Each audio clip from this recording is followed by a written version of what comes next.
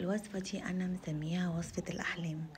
بجد يا جماعة طعمها في حتة تانية خالص، حاجة كده من ورا الخيال. لازم تجربوها، واللي مش هيجربها بجد هيبقى فايته كتير جدا. ده حمام كداب. يعني عايزة أقول لكم يعني أحلى من الحمام الصادق يعني تحفة. حمام كداب محشي رز بالكبد والقوانص، بس معمول باحترافية.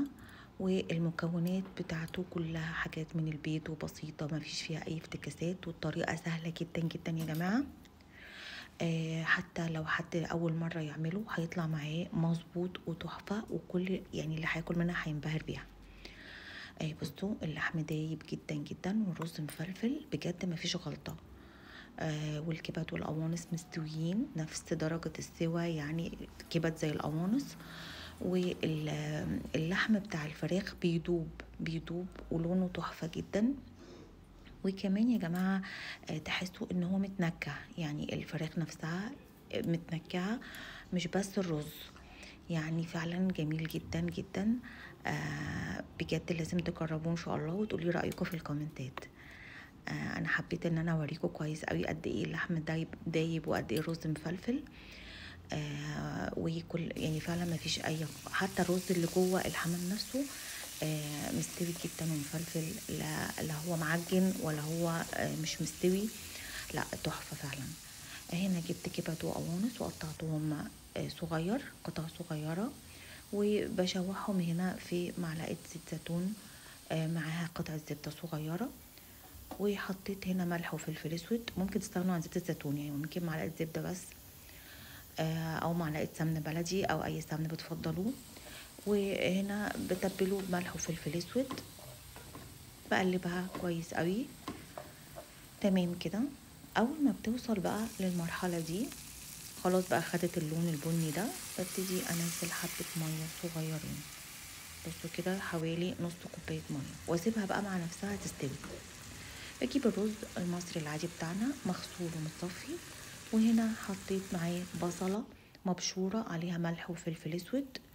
والتركية هنا معلقة من السمنة البلدي او اي سمنة بتفضلوها، بس يفضل السمنة البلدي لانها بتنكه قوي قوي الوصفة دي، بتخليها في حتة تانية خالص. معلقة واحدة بس تحفة جدا. بقلب الكلام ده، بيكون خلاص الكبد والقوانص استوت، بقوم نازلة عليهم بالرز اللي عليه البصل والملح والفلفل الاسود ومعلقة السمنة. تمام يا جماعة. بقلب الكلام ده كويس قوي تقلبتين كده، بتفرق قوي التقلبتين دول. وبضيف مية مغلية يا دوبك تغطي الرز، يعني بصوا التغطية دي مش التغطية الكاملة، هي التغطية دي كده بس. تمام.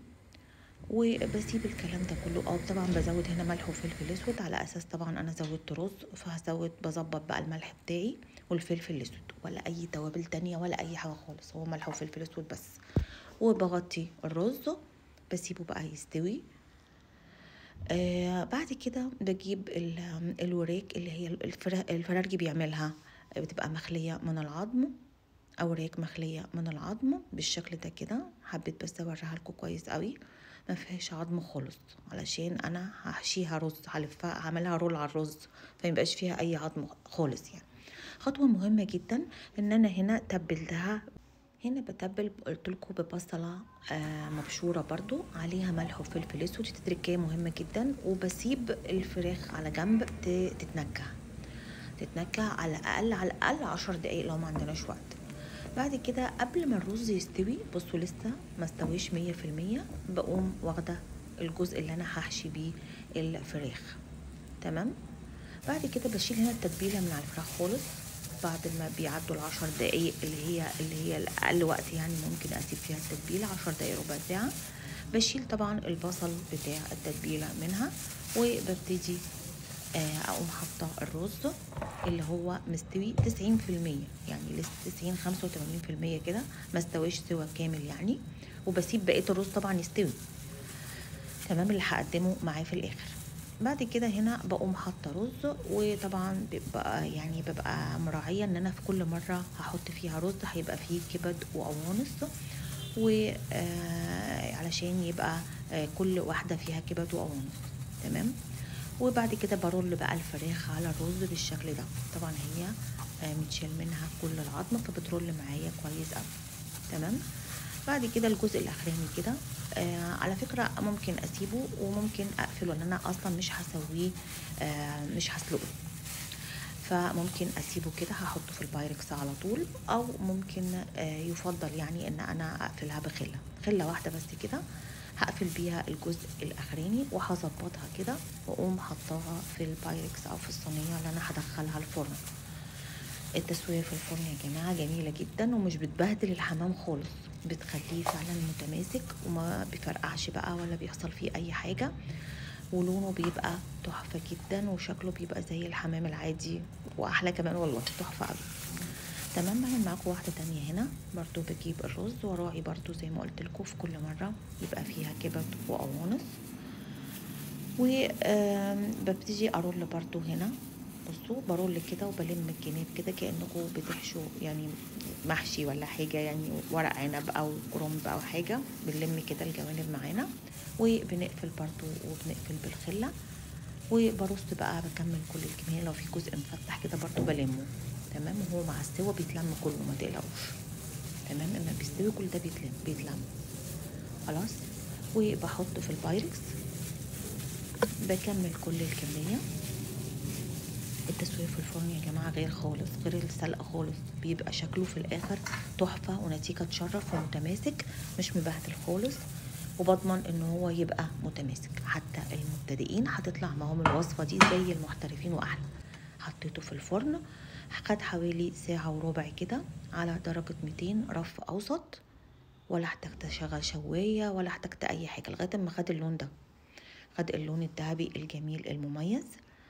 وببتدي بقى اقدمه. الوصفة دي عشان في ناس كتير جدا بتسأل ممكن تتاكل مع ايه، طبعا مع الملوخية الخضراء، ملوخية خضراء جنب الوصفة دي، وتبقى وصفة متكاملة ووجبة متكاملة، مش محتاجين فيها اي حاجة خالص يا جماعة. جربوها بجد مش هتندموا، وبالعكس اللي مش هيجربها هيندم.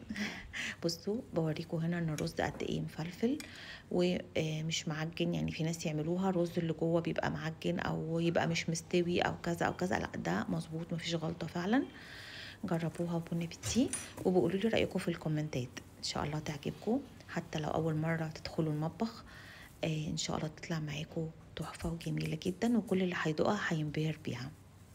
فضلا وليس امرا، لو وصفاتي بتعجبكم اعملوا لايك وشير واشتراك بالقناه، وان شاء الله لو في اي حاجه عايزيني اعملها لكم او اسئله ابعتوها لي في الكومنتات وهرد عليها ان شاء الله، واعمل لكم الوصفات كلها اللي انتوا عايزينها بطريقه سهله جدا جدا. مواصفات مكونات بسيطه جدا كلها موجوده في البيت، وتوابل بسيطه، يعني الاكله هتبقى شهيه جدا وصحيه في نفس الوقت، مفيش فيها اي ضرر ان شاء الله. بون ابيتي يا جماعه، واشوفكم الفيديو الجاي على خير باذن الله. السلام عليكم.